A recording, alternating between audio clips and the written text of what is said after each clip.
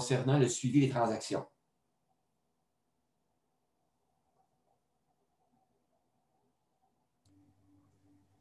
J'en ai une, Bernard. Oui. Est-ce que tu m'entends bien? Oui. Bon. Considérant quand tu as inscrit le paiement de ton compte Visa, sur ta carte Visa, tu as peut-être mis de l'épicerie ou d'autres choses, mais là, ça se cumule-tu à deux places, ça, ou... En fait, je vais reprendre le contrôle. Je vais vous repartager le fichier. Vous voyez que dans mon compte opération, lorsque je fais le paiement de ma carte Visa, ici, je n'ai pas de catégorie. Pourquoi ça? Parce que les dépenses que j'ai faites, elles sont inscrites, elles sont listées dans l'onglet Visa et elles sont catégorisées. Alors donc, à la fin de l'année, ce que je fais, c'est que je mets dans un fichier de compilation l'ensemble de mes dépenses de l'année qui sont inscrites dans mon compte opération, plus je rajoute au bout, à la fin, l'ensemble des dépenses que j'ai faites avec ma carte Visa et je supprime les données, les transactions qui s'appellent paiement avec la carte Visa. Alors, ils ne sont pas donc pris en compte deux fois, mais seulement une fois. Mais chaque dépense est catégorisée à la bonne place. Okay, est-ce que ça répond à ta question, Louise? Oui, je n'avais pas remarqué qu'il n'y avait pas de numéro de compte. D'accord. Est-ce qu'il y a d'autres questions?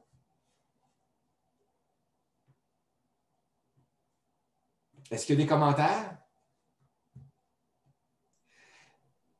Ben, moi, j'ai un commentaire peut-être. Merci beaucoup pour toute l'information. Merci beaucoup aux autres aussi là, qui nous ont fait des présentations aujourd'hui. C'est beaucoup d'informations, mais c'est vraiment très riche. Merci. Les personnes qui ont une formation en comptabilité, il y en a quelques-unes parmi vous. J'aimerais ça avoir vos commentaires par rapport à cet outil-là.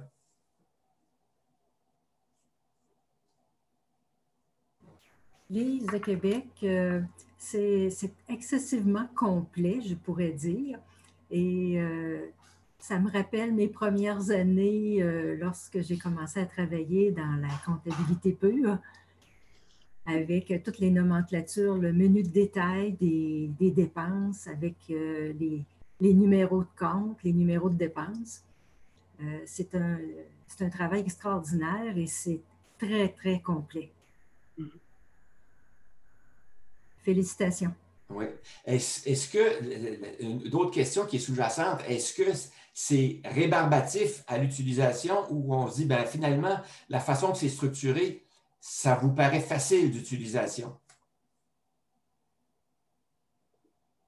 Je vais répondre, Lise encore.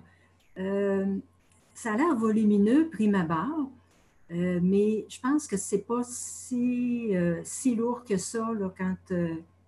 je pense que l'important, c'est de le débuter et après ça, ça va bien. Mais c'est sûr que le voir comme ça, ça semble assez impressionnant comme char de travail, mais après peut-être un mois ou deux, j'ai l'impression que ça doit être assez facile et pouvant se faire dans un temps assez acceptable. Oui, moi, ce que je peux dire, c'est que la charge est bien répartie. Au début, on est motivé. Ce qu'on a à faire, c'est, dans le fond, c'est réviser la charte de compte. Elle est déjà là. On a juste des petits ajustements à faire. Ça ne devrait pas être très long. Ensuite, décider qu'est-ce qu'on veut faire comme suivi et qu'on veut analyser à la fin de l'année. On décide des gros objets, des gros éléments qu'on veut suivre. Une fois que c'est décidé, ensuite, le suivi au jour le jour, ben c'est très facile parce qu'on inscrit une transaction sur une ligne et les colonnes sont toutes là. On a les autres colonnes, les autres lignes précédentes pour nous rappeler qu'est-ce qu'on doit entrer comme information. Et c'est souvent, moi, ce que j'ai constaté, c'est qu'on a des transactions qui sont répétitives. L'épicerie, l'essence, la quincaillerie, c'est des choses les restaurants, mais plus maintenant, là, mais anciennement, les restaurants. Alors, donc, ce sont des choses, les dépenses les plus courantes reviennent souvent. Alors, souvent, ça se limite à repérer la ligne précédente, l'épicerie, la dépense d'épicerie que j'ai faite précédemment, je repère la dépense, copier, coller, je rajoute ça, puis je change la date, je change le montant et c'est tout. C'est extrêmement simple, comme je vous le disais, c'est 30 secondes et encore là, 30 secondes, pas vite, pas vite. C'est souvent plus rapide que ça. Et l'effort qu'on a à faire ensuite, c'est pour compiler tout ça. Bien, il y a une compilation par mois. On fait la révision de la formule une fois par mois. On reporte les deux totaux, sous-total des dépenses, sous-total des revenus, à la fin du mois, dans un autre fichier. Et à la fin de l'année, il y a la finalisation où là, moi, personnellement, je fais l'analyse une fois par année de l'ensemble de l'évolution de mes catégories pour voir si tout est correct, s'il y a des dépenses que je peux modifier ou que je veux modifier ou des augmentations qui sont trop importantes. Alors, je peux faire des ajustements à ce moment-là. C'est une fois par année. Ça me prend même pas une demi-journée là, pour faire ça, les temps habitués. Là. Mais en général, c'est très simple à exécuter. On met ça dans notre routine, puis c'est pas plus long ajouter une transaction que attacher ses chaussures. Louise Gamache. Oui. De mon côté, bon, effectivement, ça prend une discipline au départ. Moi, j'imagine que l'habitude se crée assez bien.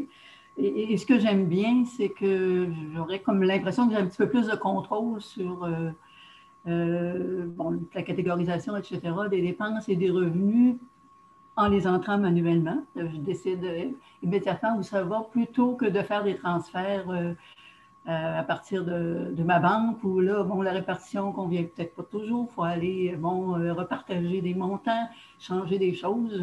Alors, pour moi, je trouve ça intéressant là, que ça soit finalement, même si c'est plus manuel, je n'ai pas l'impression que c'est plus long. Puis immédiatement, j'entre l'information comme je le souhaite. Alors voilà, merci. Merci, Louise.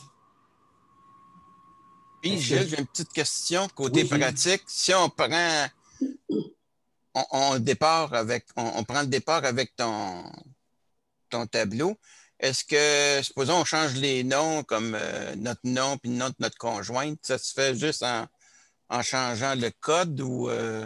Oui, vous changez l'information. Vous pouvez utiliser conjoint 1, conjoint 2. Oui. C'est vous qui choisissez ce que vous voulez entrer, là. Vous l'adaptez, puis ça va être là, tout simplement. OK, assez facilement. Je vais vous donner un exemple. Je vais vous repartager le fichier. Dans les colonnes budget et payé par, les colonnes H et I, vous voyez qu'il y a des B et des L, C, etc. Alors, ça, ces éléments-là, vous pourriez dire, ben non, ça ici, là, je les supprime tous. D'un coup, je les supprime tous, comme ça, quand je vais le faire, je vais les réaffecter. Ou encore, j'utilise l'outil rechercher et remplacer. Alors, rechercher et remplacer dans Excel. Alors, tout ce qui était B, je le remplace par G. Tout ce qui était L, je le remplace par V. C'est une façon de faire. Ou encore, ce n'est pas garanti que ça va être la même répartition, là. Alors, moi, personnellement, si j'avais à le faire, là, je supprimerais les données qui sont inscrites ici, là. Les données dans les colonnes H et I. Par contre, dans l'onglet Charte, ici, à ce moment-là, dans l'onglet Charte, bien là, ici, je le remplacerais, là. Je remplacerais, je mettrais les bonnes informations ici, là. OK. Dans les regroupements. Est-ce qu'il y a d'autres questions? Merci. Ou commentaires? OK. Bon, alors, donc, je vois qu'il n'y a pas d'autres questions ou commentaires. Donc, ça met un terme à peu près là, aux outils que je voulais vous présenter concernant le magasinage aussi, hein, des outils de type budgétaire et de type suivi des transactions, suivi des comptes, qui sont les pierres d'assise de notre planification financière. Alors, si on a de bons outils qui sont faciles à utiliser, qu'on comprend bien, on va avoir de la facilité à faire notre planification budgétaire de retraite à la fin du parcours. Et moi, je vous recommande de revoir vos choix, ce que vous avez comme outil dès maintenant, et faites les évaluations, les tests que vous souhaitez, et commencez ou recommencer ou continuer à utiliser les outils que vous aviez. Mais un des objectifs que vous devez avoir en tête, que je vous partage, c'est le fait que lors de la première année que vous allez inscrire dans votre planification financière de retraite, il est important que vous ayez les vrais chiffres, les vrais revenus, les vraies dépenses totales par année, ventilées par catégorie. C'est ce qui va vous donner le plus d'informations et de capacité à réagir dans votre planification financière de retraite et à faire les ajustements appropriés au fur et à mesure. C'est ce que je vous recommande et c'est à vous à décider si vous procédez ou pas. Mais si vous le faites, je suis convaincu que vous allez être gagnant. Est-ce qu'il y en a qui, suite à cette présentation-là, ont l'intention de revoir les outils qu'ils utilisent, de modifier les outils, soit les manières, les procédés ou les outils? Certainement, moi, je vais revoir les miennes. C'est un peu pour ça le but. Mais ça donne beaucoup de bonnes idées. D'accord. Je suis content parce que c'est un bon tour de roue qu'on a fait, j'ai l'impression, lors des premières rencontres comme ça. Est-ce qu'il y en a d'autres qui ont l'intention de modifier leurs outils ou leurs pratiques? Oui, moi aussi, je vais réviser mon fichier Excel, là. Oui, donc 2 personnes, c'est bon. J'ai l'impression que moi aussi, je vais faire la même chose. OK. Bon. Écoute, à ce moment-là, écoutez, on va y aller avec les puces. Prenez les pastilles dans le bas de la liste des participants et indiquez si oui ou non vous comptez ajuster, modifier vos pratiques ou vos outils. Ça va me donner une indication en termes de nombre de personnes sur l'ensemble.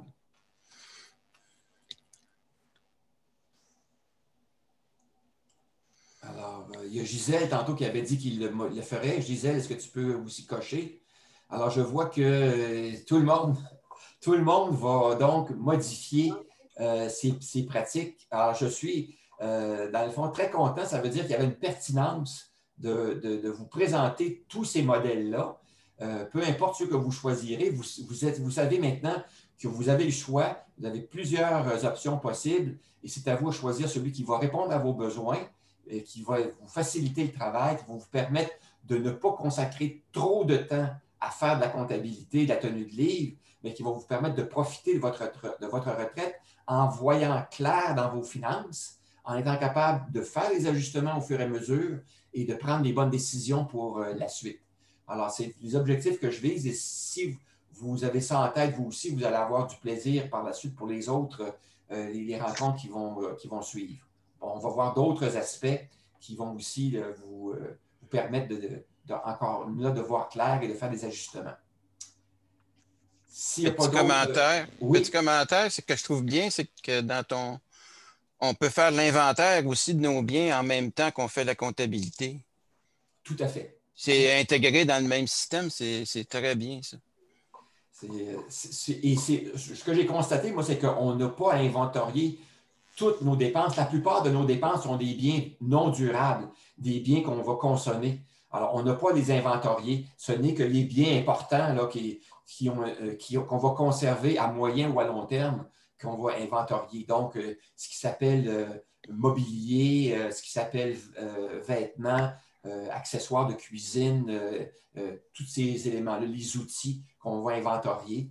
Et c'est ça, les objets de décoration, si on a des collections, on va inventorier ça. Mais la plupart de nos dépenses, on n'a pas besoin de les inventorier.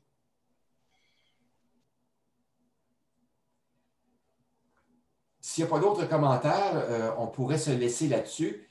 Alors, je vous remercie de votre participation et on va se revoir la semaine prochaine. Je vais déposer les documents dans le courant de la journée et on va se revoir la semaine prochaine. Merci. Merci pour tout. Merci beaucoup. Au revoir. Merci beaucoup. Bonne semaine. Merci beaucoup. Bye bye. Bonne fin de journée.